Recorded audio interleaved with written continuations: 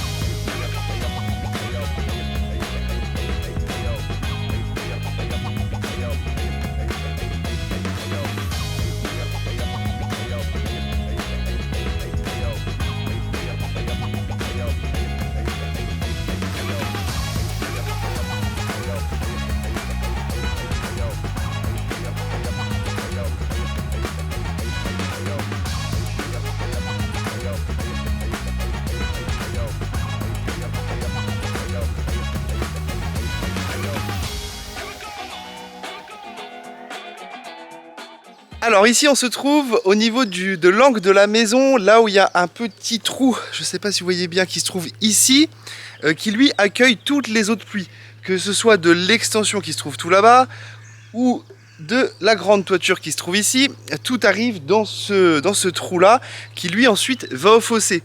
Avant on avait un tuyau en terre cuite, alors je vais vous montrer ça à l'ancienne, voilà, qui était posé les uns aux autres, et qu'elle est directement dans le fossé. Le seul problème, c'est qu'il était bouché. On a essayé de le déboucher de plein de manières, que ce soit avec un jet qui va dedans.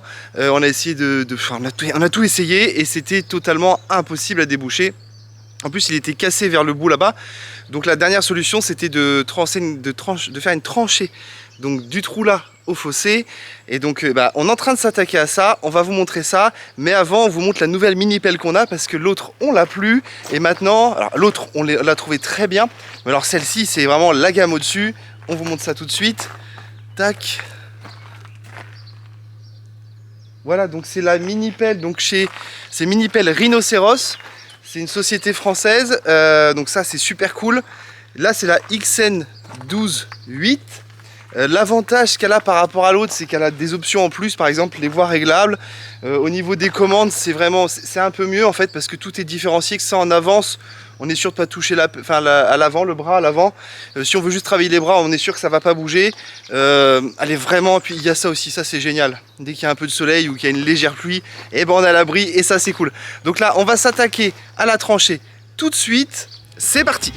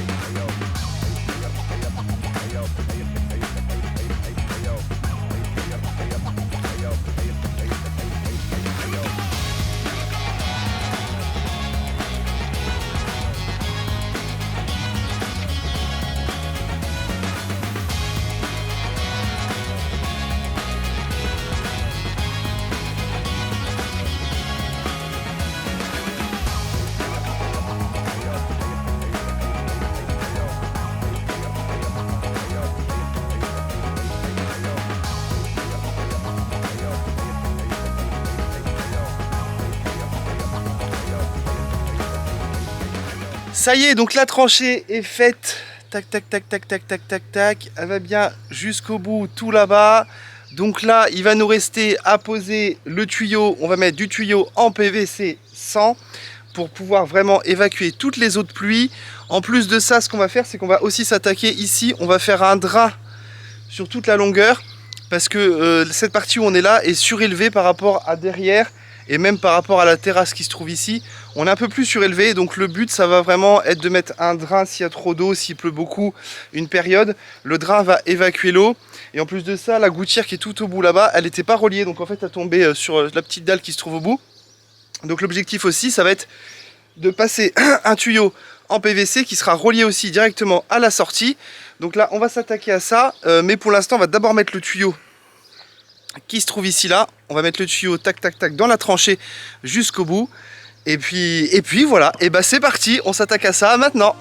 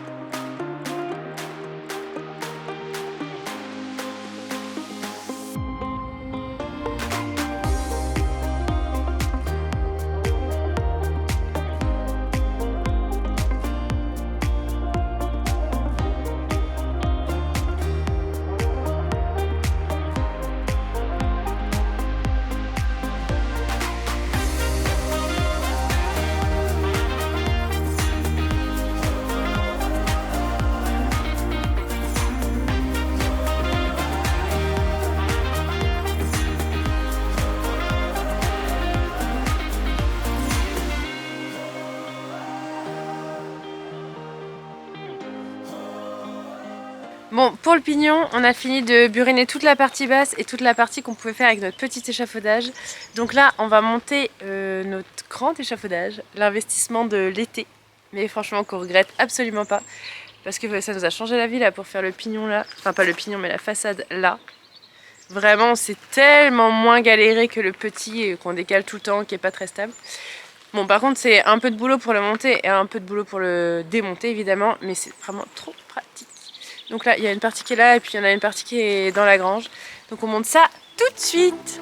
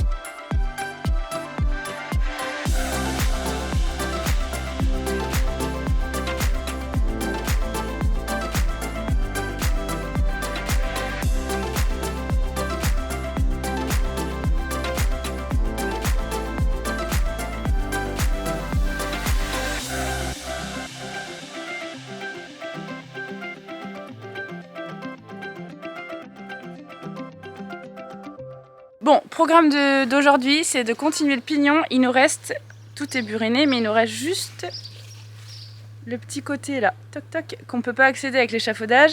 Donc on va grimper sur le muret. Il y en a pas pour longtemps, je pense, à faire ça. Et après, on va passer le Karcher partout. Bon, ça m'emballe pas de ouf de passer le Karcher parce que c'est vraiment long puisqu'il faut faire pierre par pierre et à chaque pierre ça prend du temps. Mais ça fonctionne super bien. Vous avez été nombreux à nous dire qu'on devrait prendre une sableuse.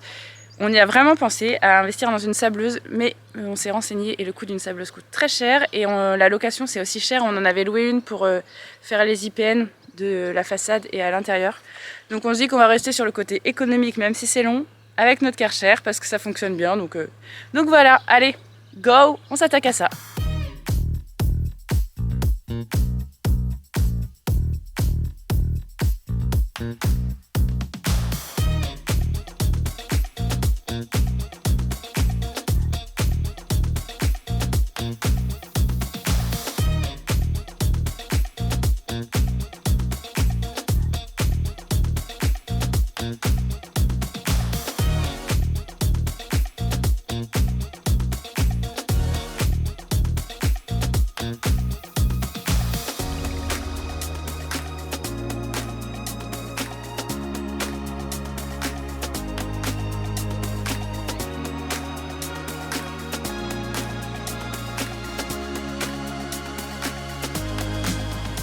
Bon, programme du jour, attaquer les joints du pignon. C'est trop cool. Là tout de suite maintenant, je suis toute seule. Alex il travaille, donc il viendra plutôt au poste de midi. Mais je pense que je vais m'attaquer à mi-hauteur. En fait, quand on attend d'être deux en général pour être en hauteur. Comme ça, celui qui est là-haut, il descend pas tout le temps pour remplir ses seaux. Il y a quelqu'un qui est en bas pour les remplir. Et comme ça, il y en a un qui est en haut, un qui est en bas. Et je pense que je vais garder la partie basse pour si jamais à un moment on est deux, ou si jamais je fais des joints et qu'on est avec nos petites puces qui sont vraiment très petites, donc je ne peux pas monter sur l'échafaudage. Donc là, je vais faire l'intermédiaire. À mon avis, je vais me mettre à mi-hauteur et j'espère avancer de fou. Enfin bon, on va voir ça. Allez, go!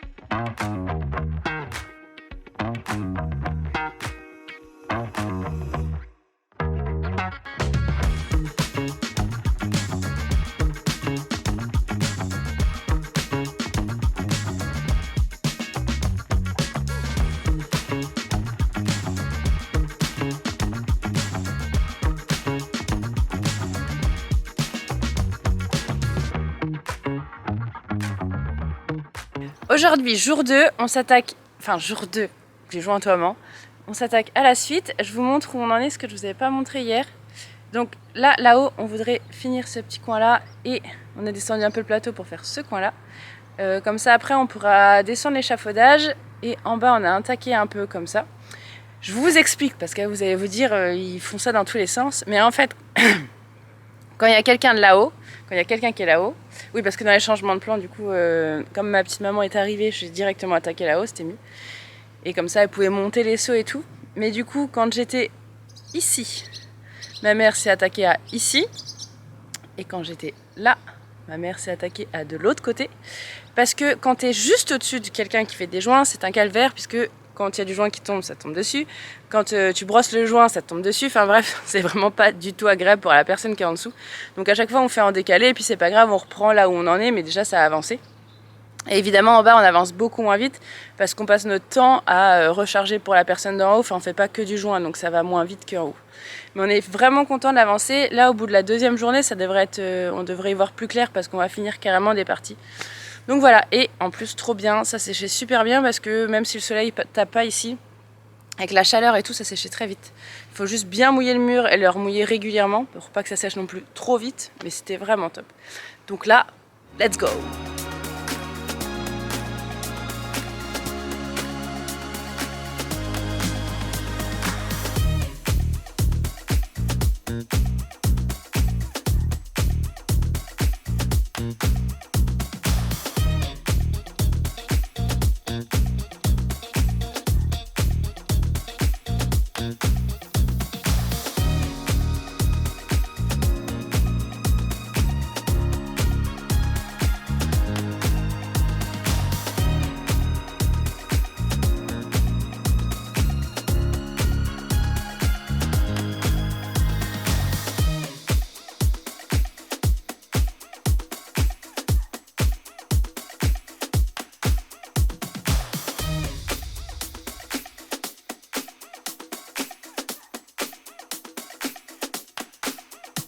Bon, aujourd'hui, on continue le pignon. Je sais pas trop si vous voyez parce qu'il y a le soleil qui se lève.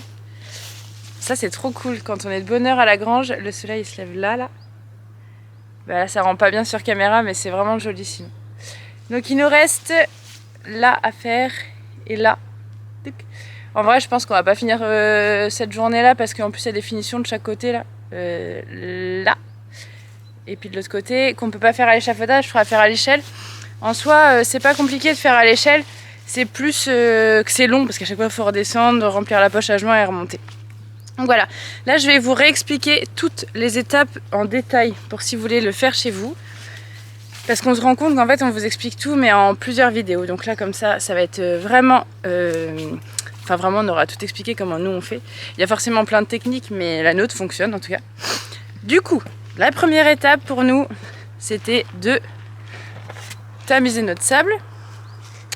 Je ne sais pas la dimension du tamis parce qu'en fait c'est un tamis qu'on avait à la maison, mais en vrai les grilles elles sont, enfin les trous sont assez gros et vous voyez quand on a tamisé le sable, on a enlevé tous ces petits cailloux là. Donc c'est pas nécessaire de tamiser quand on applique le joint à la truelle et tout, mais nous comme on fait à la poche à joint ou à la jointoyeuse, si on le tamise pas ça bouche, mais ça bouche tout le temps. Donc bilan on est toujours en train de jeter, parce qu'en fait quand on revide, et ben du coup il faut enlever le caillou, donc tu le remets pas dans le tas que tu as déjà fait. Donc on est toujours en train de jeter du mélange qui est hyper pénible et puis ça fait perdre un temps fou. Et donc comme c'est très long de faire les joints, on n'a pas envie de perdre du temps. Et du coup une fois qu'on a tamisé, on fait notre mélange. Donc nous c'est 3 doses de sable pour une dose de chaux Saint-Astier que j'ai pas là. C'est la numéro 23. D'ailleurs voilà mon... Pour commencer la journée j'ai déjà renversé de la chaux. J'espère que ça ne veut pas dire que ça va être une journée galère. Des fois quand la journée commence comme ça. Et donc là j'ai fait mon mélange. Tac. Donc il faut que ce soit pâteux. Alors pour ma part je préfère quand ce soit un peu... c'est plus pâteux liquide. Et Alex il préfère quand c'est un peu plus épais. Mais moi je trouve que quand c'est trop épais, à la poche à joint, c'est vraiment dur de tourner. On vous montrera après comment on fait. Mais c'est vraiment dur et du coup ça va sur le coup, mais quand on fait 4, 5, 6 heures dans la journée, le poignet prend cher. Donc je préfère quand c'est un peu plus liquide. Et du coup là que tout est prêt, on va mouiller notre mur. Il faut toujours mouiller avant de poser le joint, c'est juste par rapport au temps de séchage, c'est pour que ça sèche, enfin que ça tire un peu moins vite le joint. Parce que si ça sèche trop vite, ça aura tendance à fissurer. Donc voilà, il n'y a pas besoin de le tremper, mais en tout cas passer un petit coup de jet, vous savez, nous on prend le jet d'eau et puis on met le petit mode genre qui vaporise de l'eau quoi. Et après, on s'attaque. Allez, go!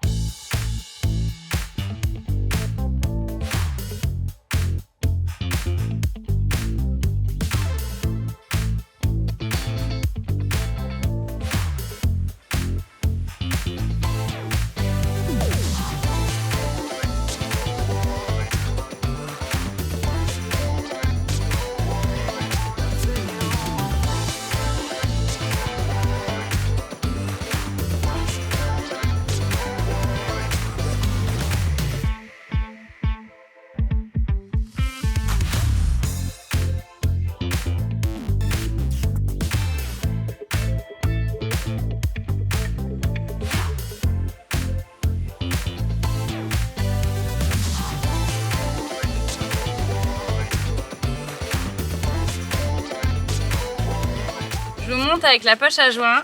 Donc la technique pour pas en mettre partout, je suis trop fière de vous l'apprendre parce que moi je l'ai appris aujourd'hui. Parce que en gros, pour vous dire, Alex travaille toujours très proprement et moi, ce que je fais c'est très propre, mais moi en soi je suis toujours très sale. Et donc ma poche à joint est toujours très sale et en fait c'est parce que quand je mets du joint dedans, j'en mets toujours à côté. Donc la technique pour pas en mettre à côté, c'est de faire un pli comme ça. Ce qui fait que quand vous tenez votre poche à joint, elle se tient bien en forme. Donc vous pouvez mettre dedans sans mettre à côté. Alors que si vous faites à la Ophélie, qui n'avait pas réfléchi à la solution d'Alex, et ben ça se tient jamais bien. Donc j'en ai toujours au fur et à mesure de la journée qui coule. Et puis au bout d'un moment, ma poche est vraiment très sale, voire même au bout de 5 minutes. Donc là, je vous montre avec la bonne technique.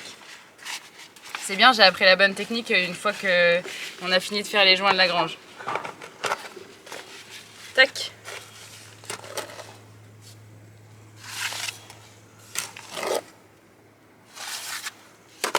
Tout propre. Et du coup, pour appliquer avec la poche à joint, en fait, il faut tourner. C'est un peu comme quand vous faites des gâteaux. C'est le même principe. Et donc en fait, ça coûte 30 €. La note là. Ce qu'on aime beaucoup, c'est que c'est beaucoup plus facile à gérer la force qu'on y met pour mettre plus ou moins profond. Alors qu'avec la jointeuse, avec la perceuse, c'est beaucoup plus difficile. Par contre, c'est qu'on est tout le temps en train de serrer. Enfin, en fait, j'applique, donc j'appuie avec ma main droite là et je tourne avec ma main gauche. Et je le fais tout le temps jusqu'à ce que ma poche soit finie. Et ainsi de suite, je recommence et tout. Donc des fois, au fur et à mesure de la journée, sur une journée ça va, mais si vous enchaînez 2-3 jours, il se peut que vous ayez mal à la main.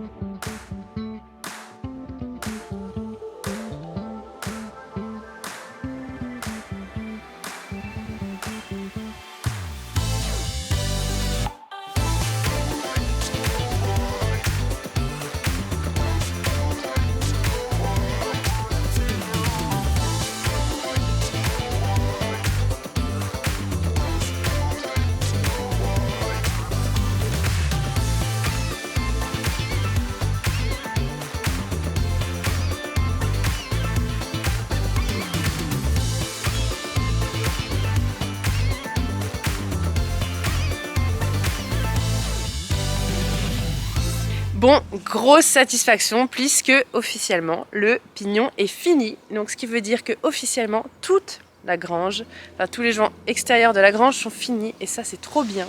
Là je vous montre pour le pignon, donc avec le muret. C'est très important de mettre le muret en plus. Tadam! Franchement, c'est trop cool. Là, en gros, autour de chez nous, je sais pas si on vous en avait dit, mais il y a un chemin là qui passe. Touc, touc, touc. Donc des fois, quand on rentre dans le jardin, on passe par le chemin. Et là, quand on passe, on se dit, waouh, ça fait vraiment maison, quoi. Ça fait plus bâtiment agricole comme c'était avant.